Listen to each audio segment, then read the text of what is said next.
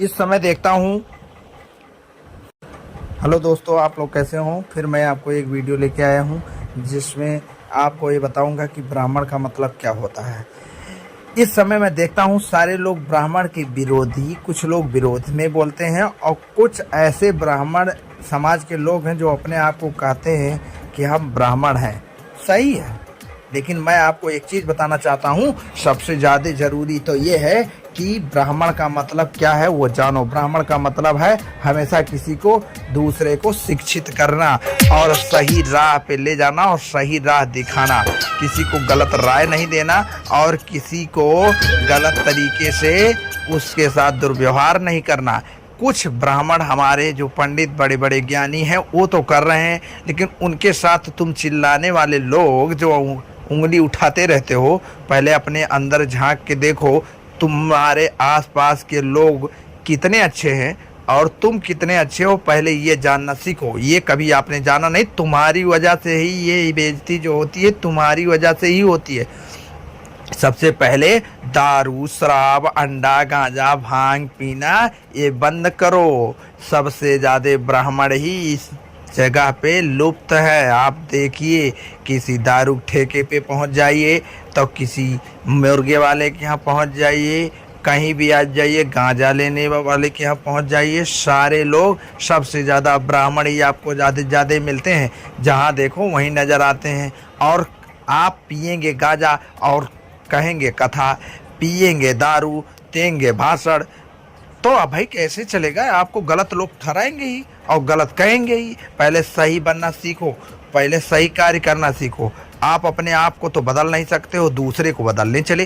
भाई एक दिन मेरे को एक वीडियो में मैंने देखा, एक भाई साहब कह रहे थे कि यदि ज्ञानी पुरुष को ही ब्राह्मण कहते हैं तो भीमराव अंबेडकर पढ़े लिखे थे, तो उनको पंडित क्यों नहीं कहा गया?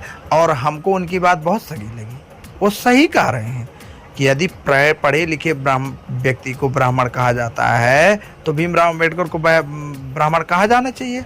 उनके हिसाब से तो सही है ना भाई। तुमसे तो अच्छे ही थे। तुम तो ब्राह्मण खाली नाम के हो और ब्राह्मण के नाम पे कलंक हो।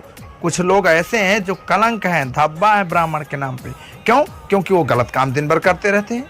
भाई उनको सुधारने की जिम्मेदारी किसकी है? हमारी है। अगर हमारे पड़ोस में, हमारे साथ में रहने वाला व्यक्ति अगर कोई ब्राह्मण है और वो दारू और शराब, मीट मछली, अंडा खाता है तो उसे रोको, और नहीं रोक सकते हैं तो उससे दूरी बनाओ और उससे कोई मतलब न रखो।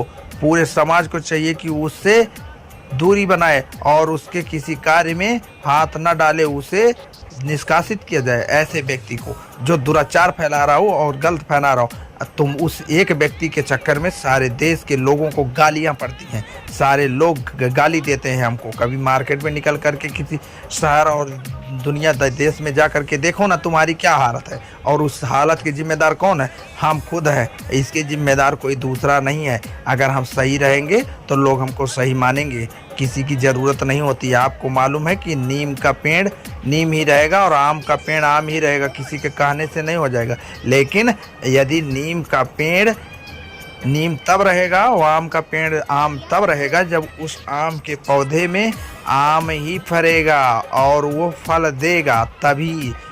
जब तक वो कुछ देगा नहीं, किसी कारण का, किसी काम का नहीं होगा तो उसे लोग काटेंगे। चाहे चोरी से काटे, चाहे सरकार नियम लगाए और चाहे ना लगाए, काट देंगे उसे, क्योंकि वो किसी काम का नहीं होगा। वही हालत हमारी होती जा रही। जब तुम किसी काम के नहीं हो, सही चीज़ समझा नहीं सकते, सही चीज़ किसी को बता नहीं सकते, तो तुम्हें किस बात के लिए तुम्हारी पूजा हो और तुम्हारी इज्जत किस लिए करें भाई?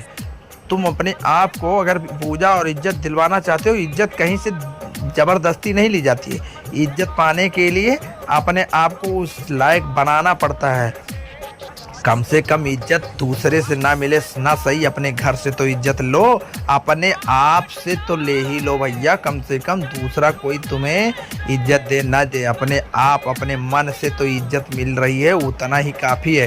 तुम अपने आप से तो गर्व महसूस करो कि हम क्या हैं, लेकिन तुम गर्व क्या? तुम्हारी तो गर्व उसी में है कि दारू में है, अंडा में है, मीट में है, मछली में है, इसी में सब कुछ है भैया। तुम्हारा तो कौन सा गर्व है, खाली बस चिल्लाने आता है। 100 रुपये दारू मिल गए, चल गए वहाँ पर। कौन है भैया, कहीं फलाने पंडित जी। अरे तुम पंडित जी नहीं हो, सारे जो अच्छे लोग हैं उनको तुम डुबा रहे हो और उन सारे लोगों की इज्जत को कचड़ा कर रहे हो, मिट्टी मिला रहे हो। तुम्हारी वजह से वो गाली खा रहे हैं जो अच्छे खासे लोग हैं, जिनकी जीवन यापन जो अच्छाई करते हैं, लोगों की भलाई करते हैं, उनकी भलाई बुराई में बदलती है सिर्फ तुम्हारी वजह से, तुम्हारे कुछ गंदे लोगों की वजह से। तो सबसे पहले ये करना सीखो, और अगर ऐसा नहीं करते हो तुम्हारी कोई अस्तित्व नहीं है, धीरे धीरे तुम बर्बाद हो जाओगे, खत्म हो जाओगे। अभी तो लोग का